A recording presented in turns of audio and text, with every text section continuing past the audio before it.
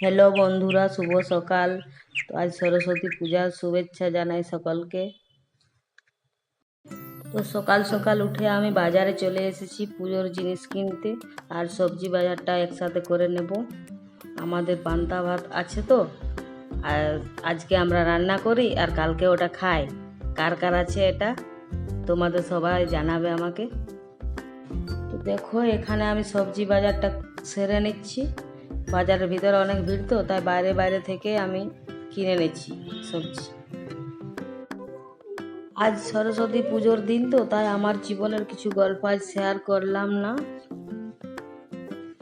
তো দেখো, এখানে সকালবেলা কত পায়রা, অনেক লোক খাবার দিচ্ছে এখানে পায়রাকে। দেখতে খুব ভালো লাগলো, তাই একটু ভিডিও করে নিলাম পায়রাগুলোর। তো এখান থেকে চলে যাব এবার ফুলের দোকানে যাব, ওখান থেকে ফুল কিনবো, প্রসাদ কিনে তারপর বাড়ি যাব।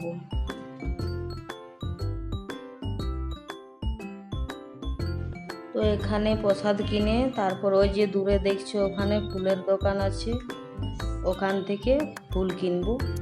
তো আমি ভিডিওটা করছি, আমার হাজব্যান্ড গেছে ফুল কিনতে।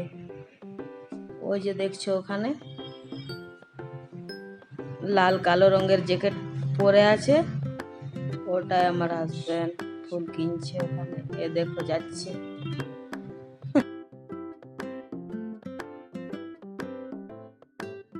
তো বাজার থেকে এসে আমি এখানে চানটা সেরে নিলাম, কেন আমাকে তো সব রেডি করে দিতে হবে, ও তো কিছু করতে পারে না, ও পুজো করবে মেয়ে। তো দেখো, আমি এখানে সব কিছু রেডি করে দিয়েছি ওকে।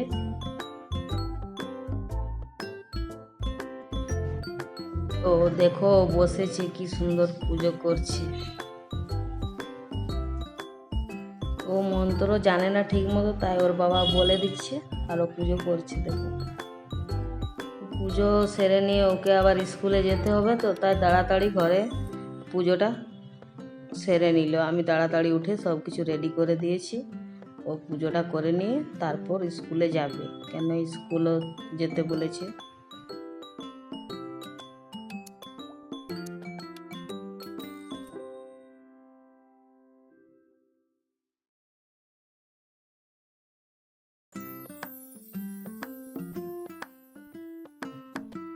তো দেখো, পুজো হয়ে গেছে, এবার আমি চা বানিয়ে দিলাম।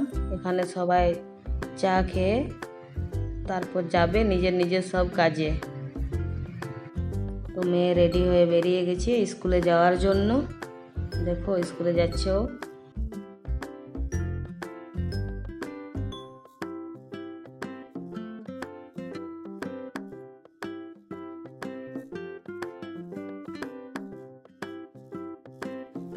এদিকে আমি সবজি পাতিগুলো সব গুছিয়ে রেখে নিলাম। সব কিছু আনা হয়ে গেছে, শুধু মাছটি এখনো আনা হয়নি, ওটা বাজারে আছে। দেখো, এখানে এটা আমার ছেলে, এখানে ও নাস্তা করছে। ও নাস্তা করে যাবে, হয়তো কোথাও বেরোবে এখন। বন্ধুরা, কালকে আমি একটা প্রথম ব্লগ ভিডিও বানিয়েছি, তো আজকে একটা বানালাম। এখনও ঠিকঠাক করে কথাগুলো আমি দিতে পারছি না, তো তোমরা আমাকে ভুল হলে ক্ষমা করে দিবে, আমার পাশে থেকো। আজকের মতো আমি এখানেই ব্লগটা শেষ করলাম।